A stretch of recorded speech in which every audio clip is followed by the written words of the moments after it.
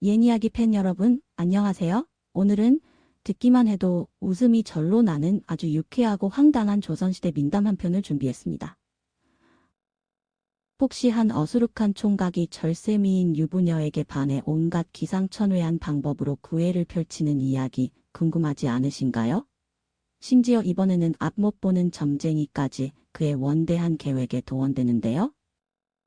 과연 이 총각의 기상천외하고도 어설픈 계획은 성공할 수 있을까요? 아니면 또 한 번의 큰 웃음을 선사할까요? 지금 바로 얼간이 김총각과 눈먼 점쟁이의 대소동 또는 여러분이 좋아하시는 다른 제목으로 이야기 속으로 함께 빠져보시죠. 옛날 호랑이가 담배 대신 곰방대에 솔잎 말아 피우던 시절보다 조금 더 옛날일지도 모를 아주 먼 옛날, 푸근한 산자락 아래 그림처럼 자리 잡은 조선의 어느 조용하고 한적한 마을에 그 미모가 어찌나 출중했던지 달도 부끄러워 구름 뒤로 숨고 활짝 핀 해당화마저 고개를 숙일 정도였다는 어여쁜 아내가 살고 있었으니 사람들은 그저 감탄하며 그녀를 이씨 부인이라 불렀지요. 그녀는 비록 살림살이가 넉넉지는 않았으나 정갈하게 집안을 돌보고 앞을 보지 못하시는 눈먼 선비 남편을 그림자처럼 따라다니며 지극정성으로 보살폈답니다. 남편 되시는 선비님 또한 비록 눈은 어두웠으나 마음의 눈은 밝아 학식이 깊고 점장기로 소문이 자자했지요. 이른 아침이면 이씨 부인은 남편의 새순물을 정갈히 떠다 놓고 손수지은 따끈한 밥과 소박하지만 정성 담긴 반찬을 차려 남편의 식사를 도왔습니다. 행여 남편이 무료해할까봐 나직하고 고운 목소리로 옛 이야기를 읽어주거나 세상 돌아가는 소식을 전해주기도 했으니 그 부부의 정은 비록 가난 속에서도 애틋하고 깊었답니다. 자, 그런데 이야기는 여기서부터 시작됩니다. 바로 그 마을에 김시성을 가진 나이는 젊고 기운은 넘치다 못해 주체를 못할 지경인 총각이 하나 살고 있었으니 사람들은 그를 그냥 김총각이라 불렀습니다. 이 김총각으로 말할 것 같으면 집안에 약간의 땅 식기가 있어 농사를 짓는 둥 마는 둥 하며 세월을 보내는 어찌 보면 한량과 같은 사내였지요. 김은 장사였으나 머리 쓰는 일에는 영 젬병이었고 무엇보다 여세를 밝히는 버릇이 있어 마을 처녀들에게 추파를 던지기 일쑤였습니다. 물론 번번이 퇴짜를 맞기만 했지만요. 이 혈기만 왕성한 김총각이 어느 날 마을 공동 빨래터에서 홀로 조용히 빨래를 하는 이씨 부인의 옆모습을 그만 보고 만 것입니다. 맑은 물에 비친 그림자마저 어찌 그리 청초하고 아름다운지 김총각은 그 순간 심장이 쿵 내려앉는 것 같았습니다. 그날 이후로 김총각의 머릿속은 온통 이씨 부인 생각뿐이었습니다. 밤에는 잠을 이루지 못하고 뒤척였고 낮에는 밭일은 뒷전이고 넋 나간 사람처럼 이씨 부인의 집 근처를 어슬렁거렸습니다. 아이고, 저 선녀 같은 부인을 내 어찌하면 좋을꼬? 저 눈먼 선비는 복도 많지. 저런 미인을 옆에 두고 실없는 생각만 하며 입맛만 타셨지요. 그래, 기회를 만들어야 한다. 김총각은 주먹을 불끈 쥐었습니다. 그는 먼저 이씨 부인의 집 주변을 샅샅이 탐색했습니다. 담장은 얼마나 높은지, 개는 키우는지, 남편인 선비는 주로 언제 집을 비우는지 등등. 하지만 앞서 말했듯 이씨 부인은 남편 곁을 거의 떠나지 않았고 눈먼 선비 또한 웬일인지 집 밖으로 나서는 일이 드물었습니다. 혹여 이씨 부인이 장독대에 된장을 풀어 나오거나 뒷마당 텃밭에 상추라도 따러 나올까 싶어 담벼락 뒤에 숨어 몇 날 며칠을 기다려 보았지만 허탕만 쳤습니다. 모기에게 잔뜩 물리기만 하고요. 안 되겠다. 다른 방법을 써야지. 김총각은 이번에는 꾀를 내어보기로 했습니다. 그는 일부러 이씨 부인의 집 앞에서 큰 소리로 앓는 소리를 내기 시작했습니다. 아이고 배야, 아이고 머리야, 사람 살려. 혹시라도 마음 쉬고 온 이씨 부인이 걱정되어 나와보지 않을까 하는 얄팍한 수작이었지요. 하지만 웬걸 잠시 후 문을 열고 나온 것은 이씨 부인이 아니라 옆집에 사는 꼬장꼬장하기로 소문난 최의 영감이었습니다. 웬 놈이 대낮부터 남의 집 앞에서 곡소리야 썩 물러가지 못할까. 최 영감의 불호령에 김총각은 혼비백산하여 주랭랑을 쳤답니다. 다음번에는 더 기발한 생각을 했습니다. 밤중에 몰래 이씨 부인의 지붕 위로 올라가기로 한 것입니다. 지붕 위에서라면 집 안 동정을 살피기 쉬울 것이고 혹시 운이 좋으면 마당으로 내려갈 수도 있지 않을까 하는 망상이었죠. 끙끙거리며 겨우 지붕 용마루 위에 올라앉은 김총각. 그런데 이게 웬 날벼락입니까? 하필이면 그날따라 달빛이 너무 밝았고 그 모습을 마침 순찰을 돌던 마을 포졸에게 딱 걸리고 만 것입니다. 웬 놈이 야밤에 남의 집 지붕 위에 있느냐? 수상한 놈. 포졸의 외침에 김총각은 그만 발을 헛디뎌 지붕 아래 마당으로 쿵 하고 떨어졌습니다. 다행히 크게 다치지는 않았지만 엉덩방아를 짰고 별을 보며 포졸에게 질질 끌려가서 밤새도록 조사를 받아야 했지요. 물론 이씨 부인과 눈먼 선비는 아무것도 모른 채 깊은 잠에 빠져 있었고요. 이렇듯 김총각의 온갖 시도는 번번이 우스꽝스러운 실패로 돌아갔습니다. 그는 이씨 부인의 눈길 한번 제대로 받지 못하고 오히려 마을 사람들에게 밤중에 남의 집 지붕에 올라가는 이상한 놈이라는 별명만 얻게 되었지요. 김총각은 분하고 억울해서 잠을 이룰 수가 없었습니다. 대체 뭐가 문제란 말인가? 내 이 기필코. 하지만 여전히 그는 이씨 부인을 향한 헛된 욕망을 버리지 못하고 또 다른 어설픈 계획을 고민하고 있었답니다. 온갖 방법을 써봐도 이씨 부인에게 다가갈 기회조차 얻지 못하자 김총각의 속은 까맣게 타들어갔습니다. 아니, 하늘도 무심하시지. 내 이렇게 애타는 마음을 몰라주시다니. 뭔가 특별한 수가 없을까? 그는 방안을 뱅뱅 돌며 머리를 쥐어짰지만 뾰족한 꾀는 떠오르지 않았지요. 그러던 어느 날 장터 어귀에서 사람들이 웅성거리는 소리를 듣게 되었습니다. 귀를 기울여 보니 마을 변두리에 사는 눈먼 최점술가의 용한 정교에 대한 이야기였습니다. 비록 앞은 보지 못하지만 귀신같이 앞날을 마친다는 소문이었지요. 그 순간 김총각의 머릿속에 번개처럼 한 가지 생각이 스쳐 지나갔습니다. 그래, 최점쟁이를 찾아가 보자. 그 영감이라면 뭔가 알 수 있을지도 몰라. 김총각은 당장 최점술가가 산다는 마을 외딴 초가집으로 한달음에 달려갔습니다. 허름하지만 정갈하게 정돈된 마당을 지나 방문 앞에서 잠시 쭈뼛거리던 김총각은 헛기침을 몇 번 하고는 조심스럽게 입을 열었습니다. 에헴, 저 안에 계시오이까? 최점술가 어르신 되시니까? 소문 듣고 찾아온 길손입니다만. 잠시 후 방 안에서 나지막하지만 또렷한 목소리가 흘러나왔습니다. 누구신가? 목소리를 들으니 건장한 젊은이 같은데 무슨 일로 이 누추한 곳까지 찾아왔소? 들어와서 이야기나 해보시게. 김총각은 침을 꿀꺽 삼키고 방 안으로 들어섰습니다. 방 안은 어두웠지만 최점술가는 벽에 등을 기댄 채 미동도 없이 앉아 있었습니다. 비록 눈은 감겨 있었지만 마치 모든 것을 꿰뚫어보는 듯한 분위기를 풍겼지요. 김총각은 괜히 등줄기에 식은땀이 흘렀습니다.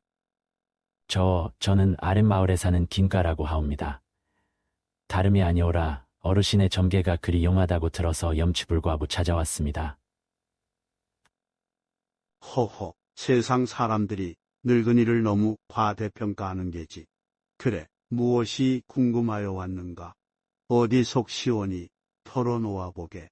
내 비록 눈은 어두우나 자네의 답답한 속마음은 어렴풋이 보이는 듯하네. 최점술가의 말에 김총각은 뜨끔했지만 이내 용기를 내어 본론을 꺼냈습니다. 물론 대놓고 이씨 부인을 탐내고 있다는 말은 차마 못하고 빙빙 돌려서 말했지요. 실은 제가 요즘 마음에 깊이 품은 여인이 하나 있습니다. 참으로 곱고 어진 분인데 다만 그 여인에게는 버젓이 남편이 있는지라 제가 그저 멀리서 바라만 보고 있습니다만 혹시 그 여인의 남편이 예고 없이 집에 돌아올지 어떨지 그것이 몹시 궁금하여. 그래서 말입니다, 어르신. 제가 그때 근처에 잠시 머물 일이 있을 듯한데 그때 혹시라도 남편 되는 이가 갑자기 들이닥치지는 않을는지 그것을 좀 알아봐 주실 수 있겠습니까? 부탁입니다, 어르신.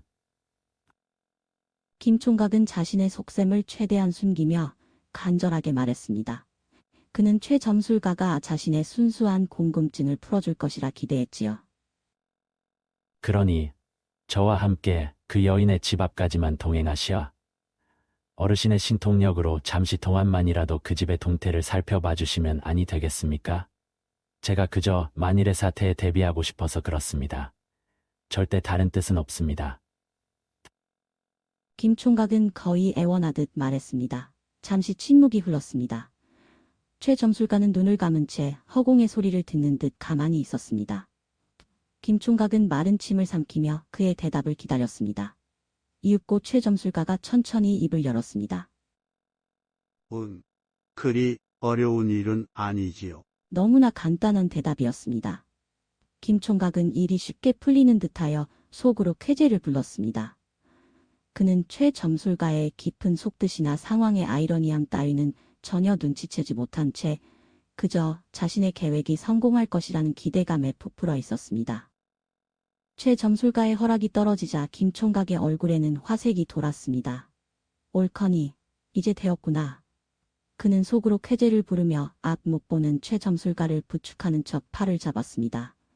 하지만 그의 속셈은 따로 있었지요. 이 영감이 눈이 안 보인다고는 하지만 혹시라도 여기가 이 씨 부인의 집 근처라는 것을 눈치채면 곤란하지. 아예 정신을 쏙 빼놓도록 빙빙 돌아서 가야겠다. 자, 어르신, 이쪽으로 가시지요. 길이 좀 험하니 제가 잘 모시겠습니다. 허허. 김 총각은 일부러 큰 길을 놔두고 좁고 구불구불한 골목길로 최 점술가를 이끌었습니다. 개울을 건넜다가 다시 건너오고 시끌벅적한 장터 한복판을 가로질렀다가 이번에는 쥐 죽은 듯 조용한 뒷골목으로 접어들었습니다.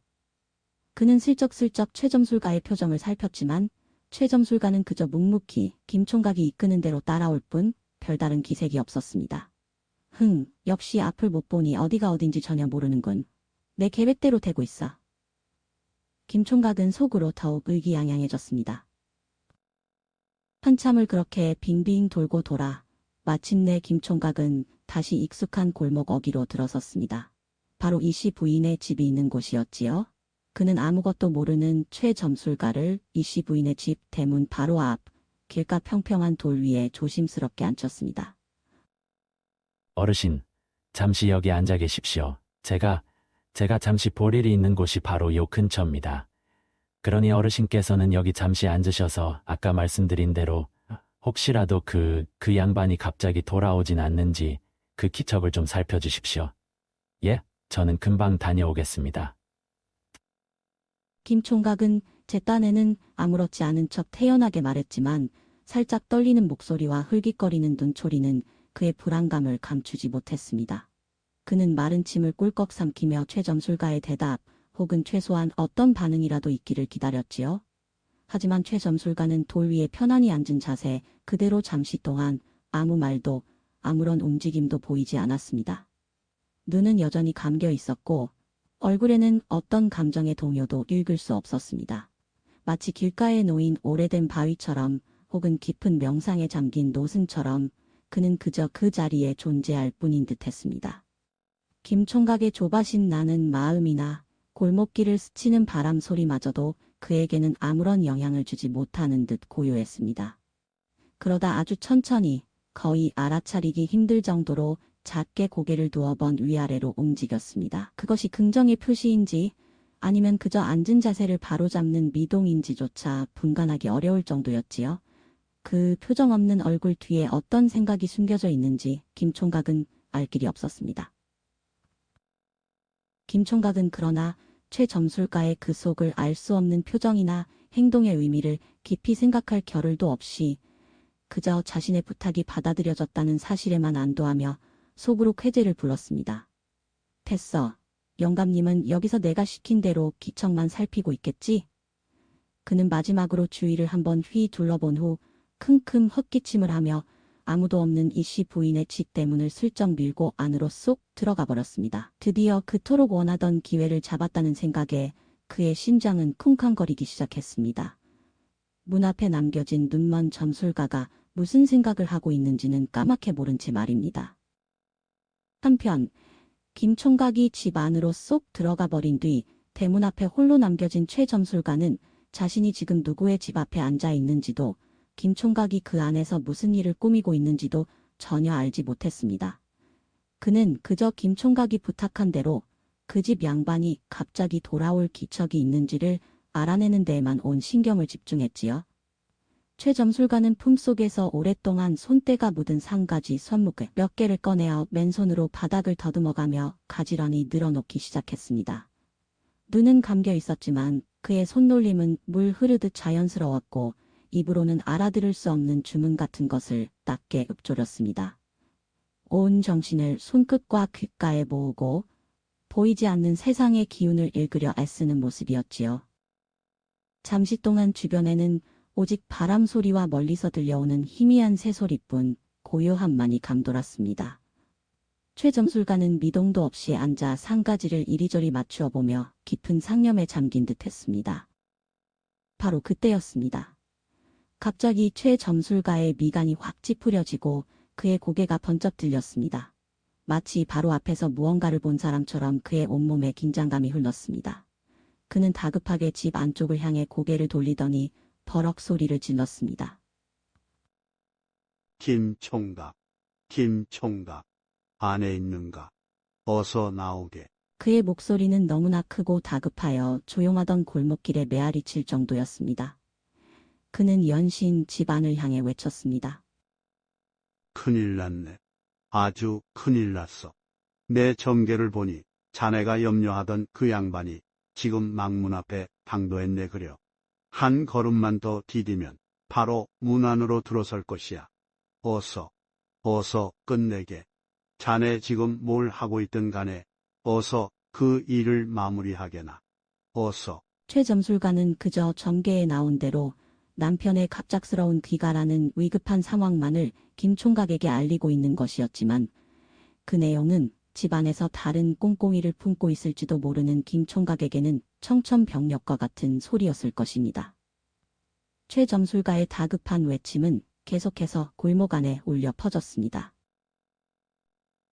네, 이렇게 우리 김 총각의 야심찬 계획은 눈먼 점쟁이 최 점술가의 예기치 않은 맹활약 덕분에 아주 흥미진진하고도 코믹하게 마무리되었습니다. 아마 김 총각은 집안에서 혼쭐이 제대로 났을 것 같죠? 오늘 이야기는 어리석은 욕심과 어설픈 꾀가 때로는 얼마나 웃지 못할 황당한 결과를 가져오는지, 그리고 세상 일이 참 뜻대로만 되지는 않는다는 것을 재미있게 보여주는 것 같습니다. 이야기가 즐거우셨다면 좋아요와 구독으로 저희에게 큰 힘을 실어주세요. 다음에도 더욱 유쾌하고 재미있는 옛 이야기로 찾아뵙겠습니다. 시청해주셔서 감사합니다.